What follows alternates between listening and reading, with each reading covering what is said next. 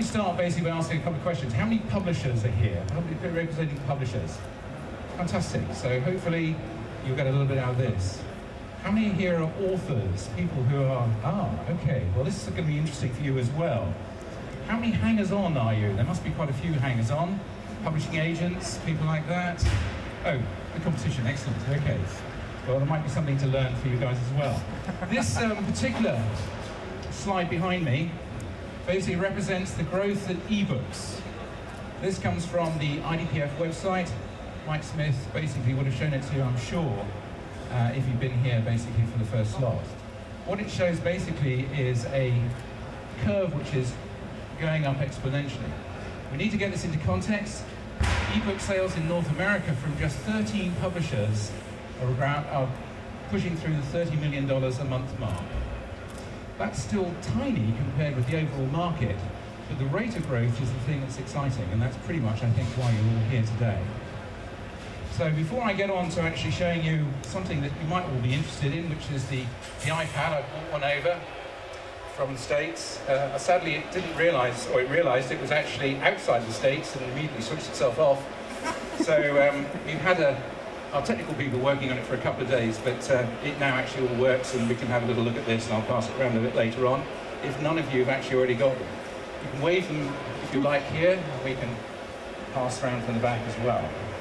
Okay, so what I'm going to talk to you about over the next few minutes is really just 5 things that you need to know to make money out of ebooks.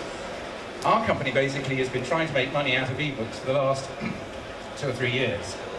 In fact, we have a background of working in the magazine space, doing online content for magazines for the last 12 years, so we've been trying to make money out of that as well.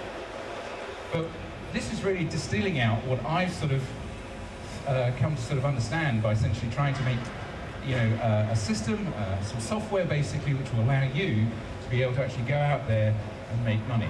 And the 5 things basically I want to boil it down into just a series of points. The first thing really is understanding ebooks themselves. Now, ebooks really are about EPUB files. Does everybody know here what an EPUB file is? A few nods. Anyone not know what an EPUB file is? A few people. Okay, so an EPUB file basically is a file which, when you create it out of whatever your content is, will automatically go on this piece. And indeed on every other device, basically, except a Sony. So in here I have my iPhone, and the same file basically will go on that. And the important thing about it is 2 things. First of all, it will automatically reflow onto any device basically supporting the EPUB format. Second thing is it's becoming an international standard, particularly an industry standard, which all publishers are picking up on. So that's the key thing. It runs on every single device except one, which is the Amazon Kindle. For that, you need a PRC file, which can be derived from XML, and that's the next thing you need to understand.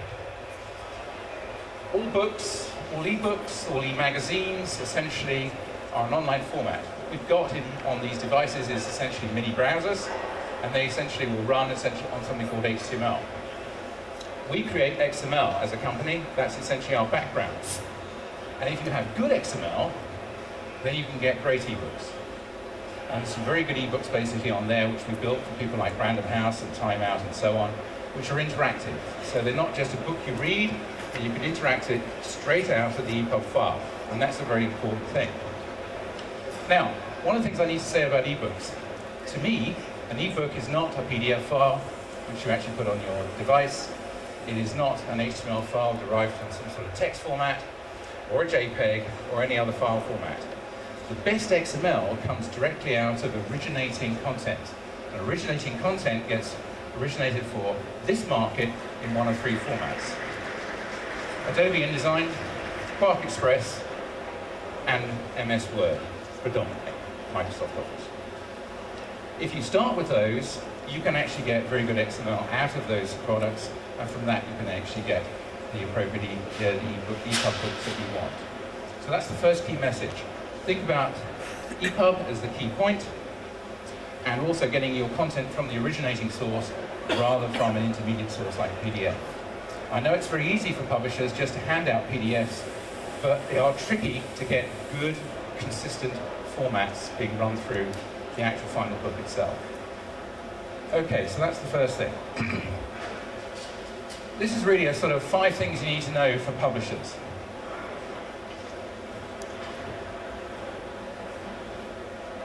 So the first thing in terms of the 5 things is good book styling really does pay dividends further down the line. If you style your books up rather than just starting at the beginning, sort of running through it, and you actually style the books up and you're consistent in the styling, even if the book is quite complicated in terms of its format, then you will get a good EPUB file out of the end of it. You'll get good XML out, and therefore you'll get a good EPUB file. You need to be able to compromise to a certain extent if you're a publisher in terms of layout and fonts. And the first thing about you need to know so even in this format, this book basically only flows a column at a time. So whatever you've got laid out on your page in your book really just drops down to a single column of text that flows down the page. And as you go from page to page, essentially you have to be able to reformat that layout into a format which is accepted by the book. This is a pretty good reader in the sense that it will support 5 fonts. Now, lots and lots of publishers have made huge livings over a long period of time by creating kernings on fonts that look really good in print. I'm afraid all of that gets thrown away when you go to an ebook. So if you've got really, really sexy Gothic script that you had specially built for your book over many, many years, you need to think again for EPUBs, or indeed any electronic file, because they're going to be tough to be able to construct an EPUB file with reflowing content. And that's the next key thing. So please compromise in terms of fonts and layouts.